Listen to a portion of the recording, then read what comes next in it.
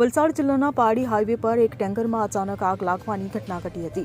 વાપીથી અંકલેશ્વર તરફ જઈ રહેલા એક ટેન્કરની ડ્રાઈવર કેબિનમાં અચાનક આગ ભભૂકી ઉઠી હતી। ટેન્કર ચાલકે સમય સૂચકતા દાખવીને વાહનને હાઈવેથી થર્ડ લેન પર અટકાવ્યું હતું, જેથી અન્ય વાહન ચાલકોને મુશ્કેલી ન પડે અને કોઈ મોટી દુર્ઘટના ન સર્જાય।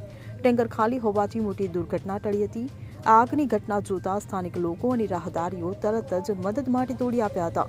તેમણે તાત્કાલિક પારડી ફાયર વિભાગની આ મામલે જાણ કરતા ટીમે ઘટનાસ્થળે દોડી આવી આગ પર કાબૂ મેળવ્યો હતો।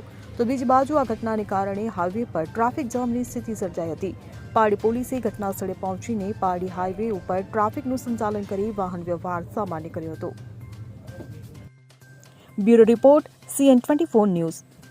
હવે જુઓ દેશ દુનિયાની તમામ ખબરો તમારી આંગળીના ટેરવે। ઉઠાવો મોબાઈલ અને Google Play Store પરથી ડાઉનલોડ કરો અમારી CN24 ન્યૂઝ મોબાઈલ એપ।